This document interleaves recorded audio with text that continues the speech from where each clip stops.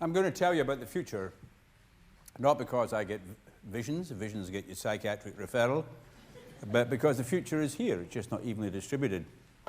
So everything I tell you I can see happening somewhere, but it'll become general in the next 5 years.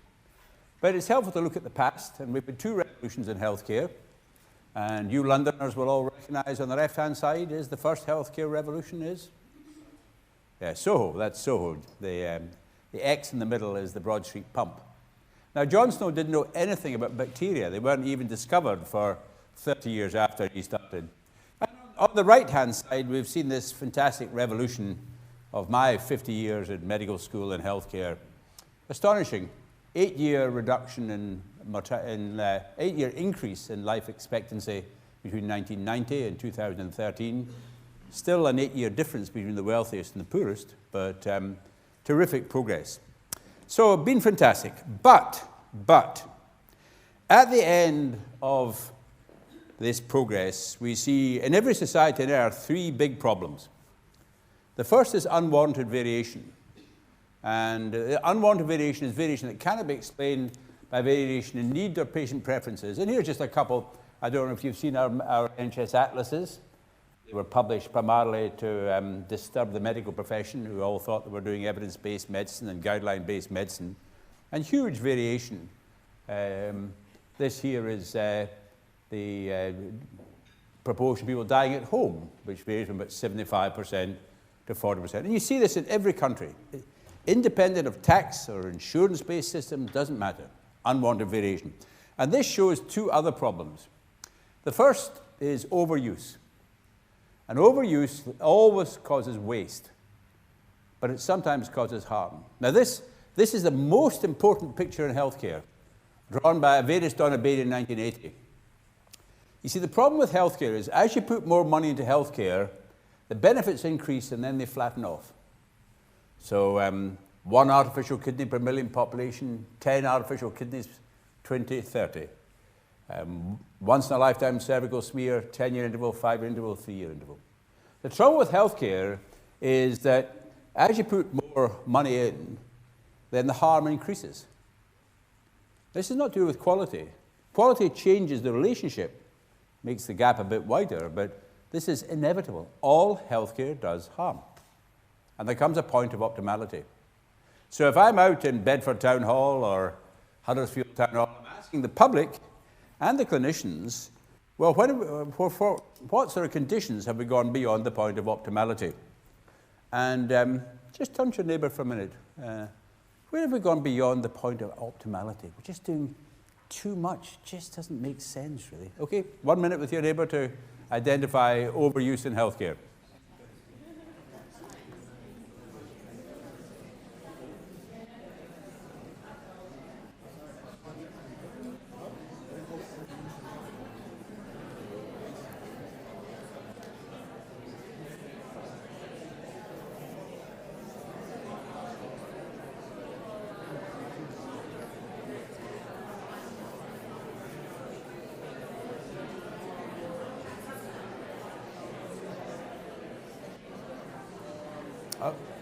Okay, 10 seconds to go.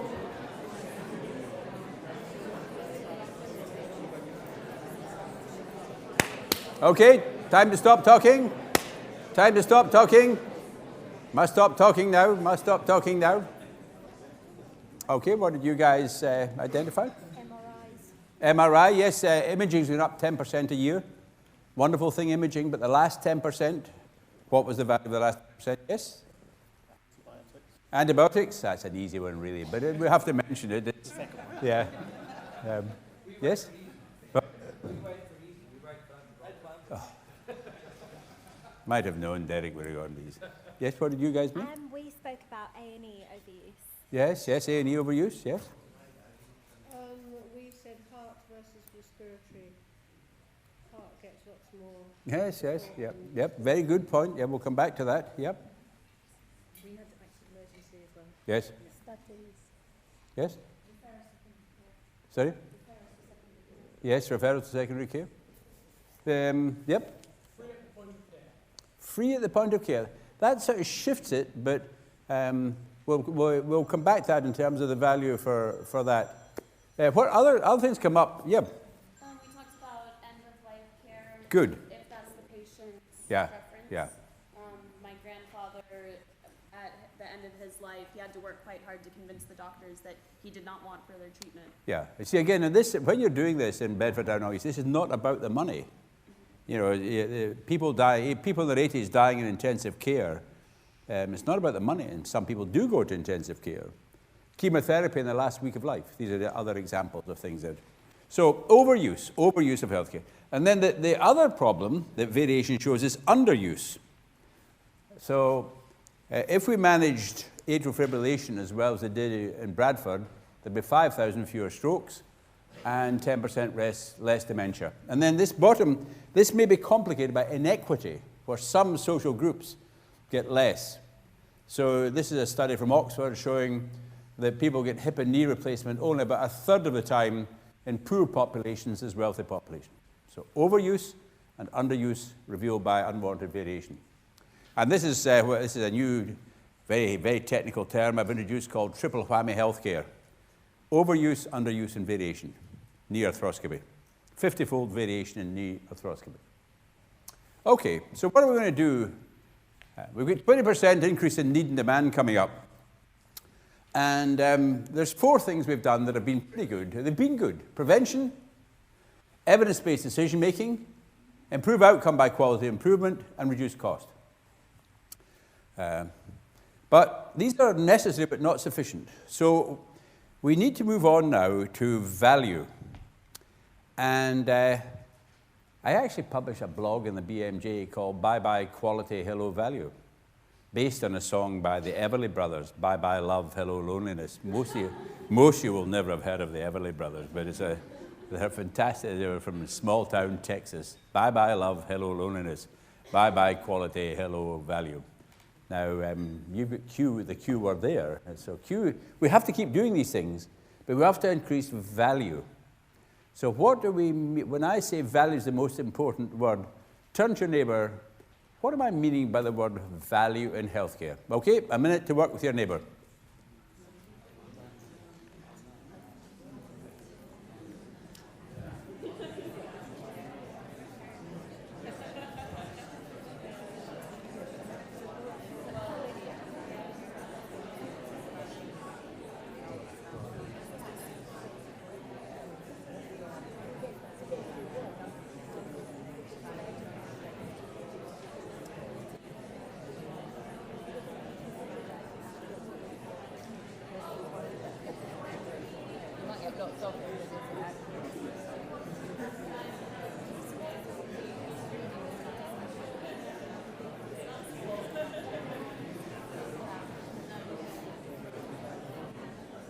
Okay, 10 seconds to go.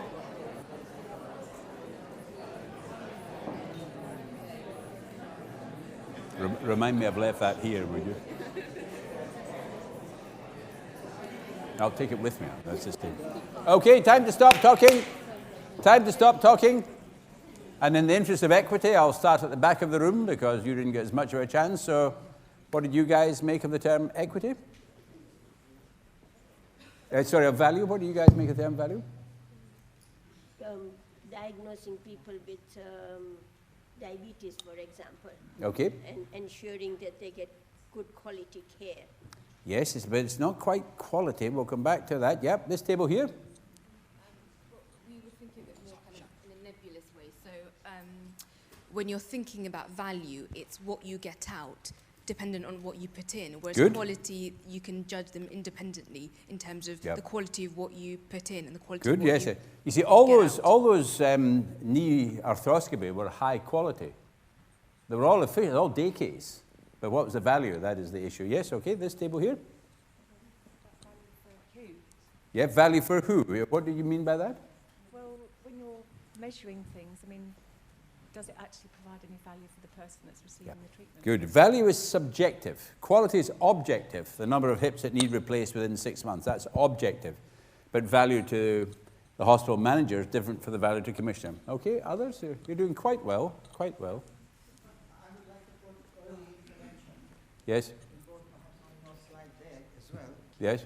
as just generally in terms of value, because if you tackle a problem early, then you're getting value out of it because you're not having to spend more at a later stage when you've postponed it. And in a lot of the NHS intervention programs, early intervention doesn't seem to be the order of the day. Okay. They tend to leave it till sort of, well, when we have to spend it, we will spend it. That can also be a value issue, in that early intervention, for example, prostate cancer screening, is low or negative value, but it could be, yep, last one here, and then we'll, yep. I would say cost versus quality. Yep, okay, no, it's, I don't want the word quality. The quality is very, see, low quality care is low value, but high quality care is not necessarily high value. Similarly, cost effectiveness is part of the story. Is that a hand going up? I was just wanting to go back to the Yeah. the who point and, Yes. and say I'd love us to look at it from a patient's perspective Yeah. and say that unless it's of value to the patient, it's of no value. Yeah, good. Whose benefit are we doing this for? Yes. We're not doing it for the Yeah. Yeah, the record's held by my friend's mother for low value. I said, how's your mum? Oh, not too bad. She's 86. And she's on the waiting list for cardiac surgery. It's a big operation. No reason why somebody aged 86 should not have cardiac surgery. I said, what's her problem? She said, oh, Mum's problem is she gets tired after 2 hours gardening. Well, I bet the cardiologist gets tired after 2 hours gardening. And there was no money involved or anything like that. You know, she just got in the system. Oh, your ejection fraction is looking a bit dodgy, you know, in the MRI. And okay. Oh, hang on, what have I done here? So there's 3 types of value. Allocative value, technical value, which is about how the resources are used, and personal value. And waste is the opposite of value. Waste is anything that does not add value. So if you turn up at outpatients and your notes are missing, that's waste. It's your time that we've wasted, which we don't account for at the moment, but increasingly we will. Okay, let's just be clear about the language. And I've sent round a little Kindle version. Just download the free Kindle software of the jargon that I'm using. So productivity is outputs over costs. That's cost per operation. Efficiency is outcomes over costs. Number of old people returned home after hospital admission as opposed to mean duration of stay. And then value is more than efficiency, because you've got to think of the people who are not being treated, and you've got to think about the overtreatment, okay? So that's... Now, here are the 5 new things. Here are the 5 new things that are focused on value. Number 1, make sure the patient knows what's being offered. And this is the model of evidence-based decision-making. We set up the Centre for Evidence-Based Medicine in Oxford 20 years ago, and this is the model. So the evidence is derived from the study of groups of patients, and the clinician has to relate it to the individual, and increasingly to the values of the individual. What value does the individual place on the benefit and the risk, and on risk-taking? Knee replacement, for example. What is the problem? What's the value? And do people blame themselves? I met a friend who had his knee replaced. The GP, very unusual, because doctors are usually very cautious about going for any sort of treatment at all, because they know all healthcare does harm, even in the best of hands. And I said, how's it going? Oh, the knee's a bit painful since it was replaced. I said, what was it like beforehand? Not too bad, he said. But, you know, well, why did he have the operation? It was the best. It was in the Nuffield. It was a very good place. So starting to think in different ways. So we're starting to look now, and it'd be very good to do something in northwest London on this. How do we find out what bothers the patient? Well, let's communicate before the consultation. Send them an email. An email? Oh, my God, what's a man talking about? And the email would say, what's really bothering you? And what do you think we can do about what's really bothering you? Because it may be the thing we diagnose, but it might be something else. And then we're also looking at the issue of the face-to-face consultation, and we're relying far too much on the consultation. The time's too short and the emotion's too high to communicate. Why is it that hairdressers are using the internet more than the NHS? Oh, very simple. Hairdressers have been to university for 5 years. They've had 6 years of postgraduate education, and they're members of the Royal College of Hairdressers. That must be why they're doing it, and we're not using it. We're 15 years off the pace and thinking what the citizens want. And this is, you see, this is also the population and the personal tie together. This is another way of looking at that Donabadian graph, that when you start off doing something, the benefit is terrific and the risk is low. As you do more cataract operations, you start operating in people who are less severely affected. So the maximum benefit is less, but the risk is the same. And you may come to start operating in people or giving people medicines where they're in negative, futile we call it, futility. Big debate between surgeons and anaesthetists about futility. So, and remember, we're in the third healthcare revolution, and the third healthcare revolution is driven by 3 forces: citizens, knowledge, and this. This is far more revolutionary than the human genome. This is what's changing everything. Poor people have this. Poor people know how to use it much better than the middle class. You can send information in Bengali to women who can't read English and can't read Bengali. All sorts of things. So this is a... Have you any phone projects going, Eric? So you're doing something with? So I want you all to start thinking, whatever you're doing, start thinking, the citizen has got one of these. Okay. Oh, damn, how dumb these old guys are. There we are. Number 2, let's make sure the resources are allocated in the right way. So here's the way we spend money. Gastrointestinal, 4 billion. Respiratory, 5 billion. Cancer, 7 billion. 5 billion is about 100 million per million population. How much do you think we spend on mental health? Let me get you to vote. I'll go offer you 1 to 4 billion, 4 to 8 billion, or over 8 billion. 1 to 4 billion, hands up. 4 to 8 billion, hands up. Over 8 billion, hands up. Yeah, it's 11 billion pounds. Maybe it should be more, I don't know, but I mean, it's a lot of money, really. Yeah, and you try looking at the annual reports of mental health trusts and see if you can make out what they're spending their money on, because I cannot. Comparing one with the other. Some say adult, some say community. Of course, many people have more than one problem. We call this complexity. An 85-year-old woman with 5 diagnoses and 15 prescriptions being looked after by a 50-year-old daughter with an alcoholic husband. Standard general practice. Any GPs in the room? So you guys are good at complexity. But when one of those problems goes wrong, you need help from a specialist. So we're trying to look at ways in which we've got a language to bring together specialists and generalists. And we're also wanting, and Northwest London has done really good work on this, to start getting the clinicians to take responsibility for the next level of allocation.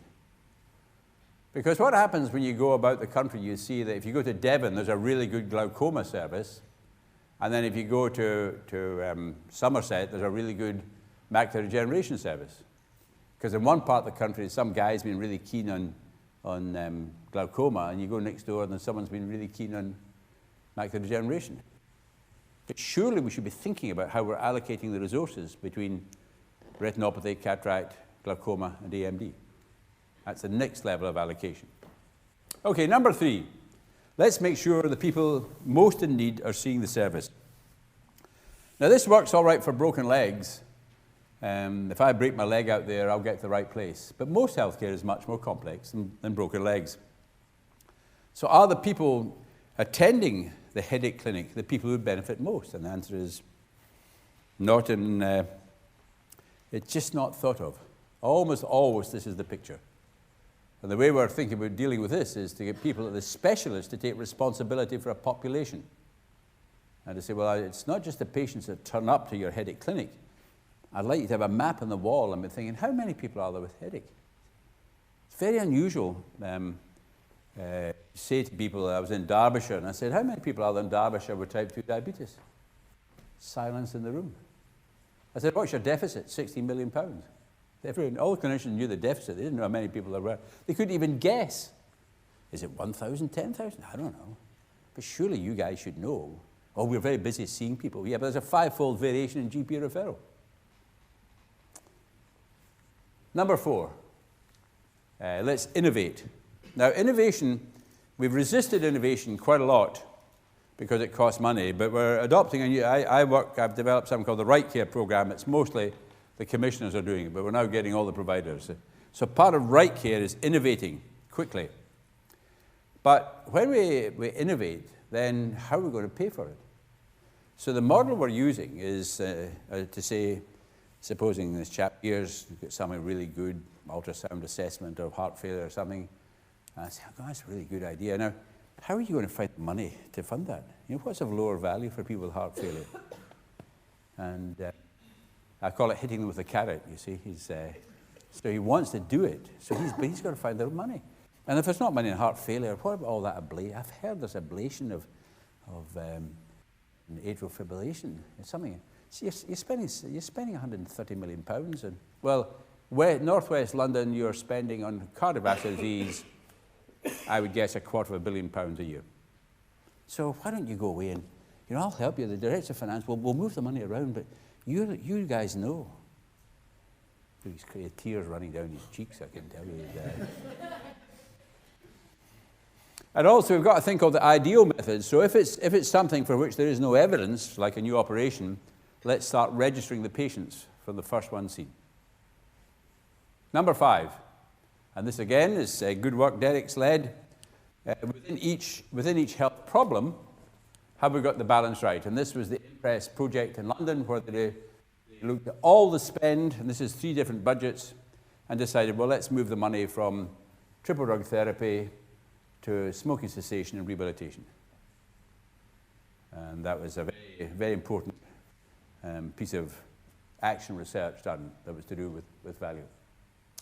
So we need to increase higher value activity and fund it by lower value. And one area London does very badly on is people dying at home. If you look at our maps, and now I know London's a difficult sort of place, but it doesn't, I can't find any explanation why so many people are dying inappropriately in hospital. But we need to shift money from polypharmacy and hospitals to district nursing. Now that's something which would be is a really important project. Now, from the researcher's point of view, Christopher Whitty is the new, what's his title, Derek? Is he director? He's Sally Davis's replacement as director of NIHR. And he wrote a very good article here about the need for value as well as cost effectiveness. So you need to carry on doing research that measures effectiveness and cost effectiveness, but he says here, policymakers most commonly deploy resources, moving resources from one priority to another.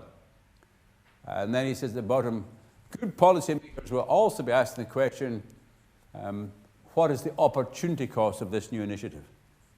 So what we're now looking, people like me who spend the money are looking to people like you, is not just to say, oh, we've got this fantastic new cost effectiveness thing and it's been published in the Scandinavian Journal of Dermatogenomics. That's your core business. Are you publishing the Scandinavian Journal of Dermatogenomics? But to say, oh, I know you haven't done a cost-benefit analysis of everything, but what do you think? You know, I know a little about a lot, but you've done this project on psoriasis, and you must know everything that's going on in the psoriasis field. You've only done research on one. What do you think? And you think, well, actually, psoriasis is pretty good, but you want to see what they're spending on acne. I can tell you they're wasting money. Oh, thank you very much. So starting to think about opportunity costs and how we find value as well as cost effectiveness. So I've had 22 structural reorganizations, most of which have made no difference at all to the NHS. Quite a big one underway at the moment, with very pleased to see population-based planning for Northwest London. So Northwest London is once again a population, 2 million people. So we need to think in, see, we still can't answer questions like this, quite simple questions. Is care for people with epilepsy better in Manchester or Liverpool? No idea. Is the service of people with asthma in Cumbria better than Northumberland? Don't know. We spend £1 billion a year in asthma, and we don't know if it cares better in Somerset or Devon. These are population-based criteria. Now, we need to know about the quality of the services, but the crunch is the value. Value includes quality, but is more important than it. So we need to move from this to something like this, like a Russian doll, bringing all these, starting with self-care is the most important type of care. Secondly, informal care by friends and family. Then generalists, then specialists, and then for some conditions, super specialists. These are systems of care. Systems of care. And we call this population health care. And that's not primary and secondary or acute and community. I ban those words, acute and community. It implies the hospital is not part of the community. This is systems of care. And we've done projects actually for quite complex things. People with asthma, people with COPD is relatively straightforward, although it's about middle in the complexity because they usually get 3 or 4 other conditions too. But we did a systems project with single homeless people, probably the most complex group. So complexity, because you see, healthcare is complex and bureaucracies cannot deal with complexity.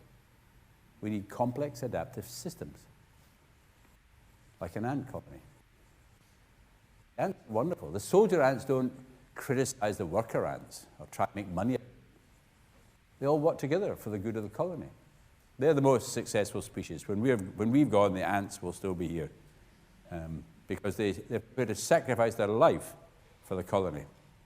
I'm not asking you to sacrifice your life for the NHS yet, but you know that may come. So the new set of skills, and I put this in the pack. These are questions which you and everyone who manages resources should be able to answer. And that probably means every clinician. People should be thinking about these issues. But certainly I would look to you as a key. You're part of the leadership of 2026 and 2036. And I'll be discussing with the CLAHRC. We've got online learning about these quite simple things. You know, what's this that we've been discussing? What's the relationship between value and efficiency? What do we mean by complex? What do we mean by the culture of an organization? And how do you assess culture? Culture is the single most important thing. Just to finish, the glossary I've sent you around is about language, because language is part of culture. The introduction of new terms, sometimes terms that people have never heard of before. And this is the man who really made Toyota, Taiichi Ono. And he developed this concept. You've heard of Kaizen, the continuous quality improvement. Well, this is Muda is waste. He hated waste. And I heard there's another word, Japanese word, which is motai nai, which is a feeling of remorse for having wasted resources. Oh, no, no, no, no. I don't see much of that in the NHS, I must say. So these are podcasts for when you're walking or commuting. So this will be part of our learning program I'm going to try and discuss with Derek. So to finish, the future is about value. Value certainly includes effectiveness and quality, but it's what's needed to keep the NHS alive. It may well be that if patients really understood the adverse effects of things, then the demand would drop significantly and would probably solve quite a lot of the financial problems that we face. We're reaching the end of the era where more is always better, and we're now reaching the era where more value is the key thing. Thank you very much.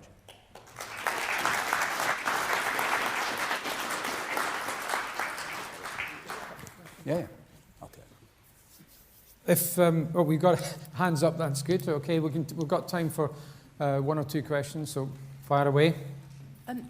I guess one of the things that strikes me is that the challenge is surely that we need to find other people, i.e. patients, and get them more involved in determining outcomes, because the nature of the system that you've described is that inevitably clinicians are often sort of on a path of not necessarily wanting to make decisions about what is an outcome that's negative, i.e. there's nothing more we can do, there isn't another procedure, there is a sort of an imperative in our education system and so on, isn't there? And how does that you know, surely economists might not be the right people to make these decisions, but how do we get the right people engaged in really trying to shape this? What's your date? I run mental health services.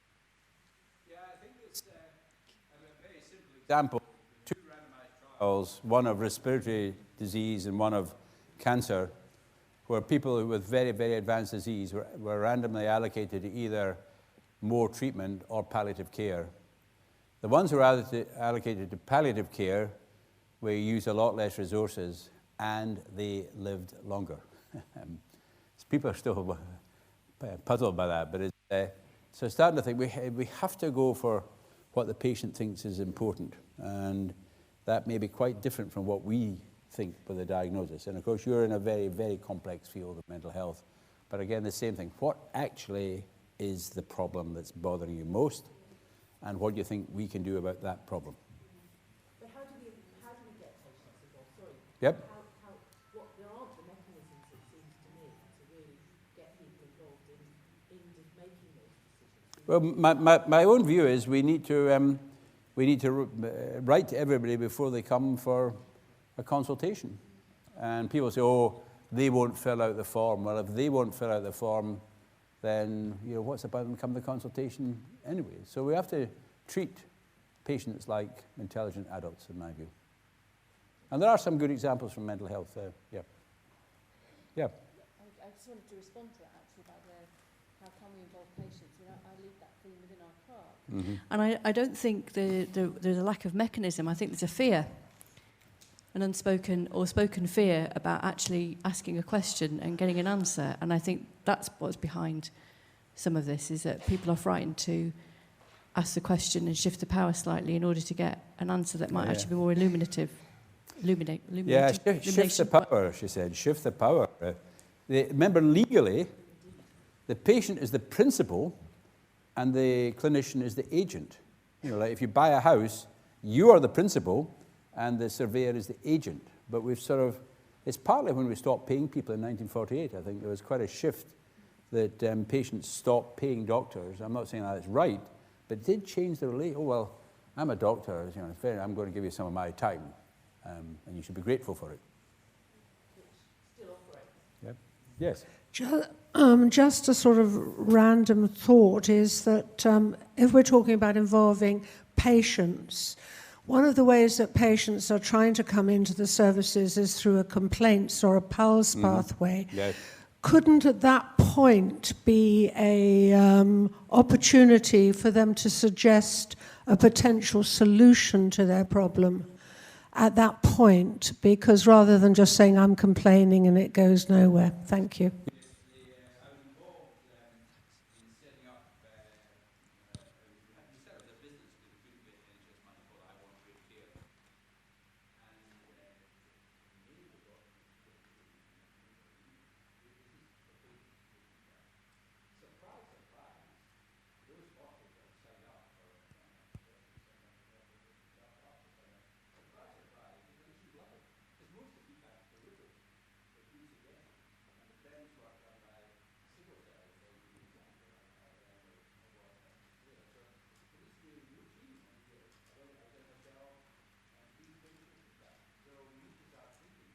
Of getting ideas, and then some of them,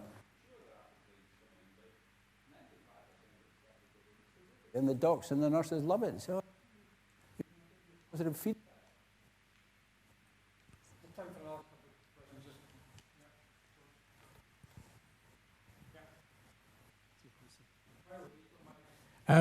The NHS really struggles with the concept of preventative care. Mm-hmm. Public Health England is beginning to think about it, but NHS really can't cope with spending money in advance. Yes, well, Simon Stevens has made this part of his mission, and we've got a thing called the Diabetes Prevention Project, and this is part of my work in right care. So so I published a book called Sod 70 for people aged 70, and Sod 60 for people aged 60. You're soddy, you just got to bloody well get on and look after yourself, because you can't rely on the professionals doing everything. And we're doing one for people in midlife. Now, the issue here, which I was discussing with the Southeast bit of the NHS, See, every year we send out 1 billion lab reports and give 1 billion prescriptions and 1.5 billion letters. Have I ever seen any useful preventive information in those? No. So, you know, so I'm on beta blockers and statins and losartan. So when I go to my pharmacist, all I get is the box of pills. But sure, I should be getting someone saying, well, did you know there's a walking group nearby, and here's the latest thinking. You know, don't worry about all those fads. Stick to the...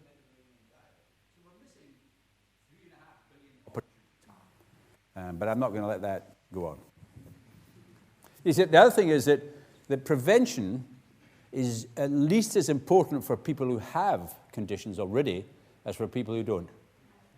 People in their 80s benefit more from exercise therapy than people in their 30s. Last one, Derek, because there's others to come.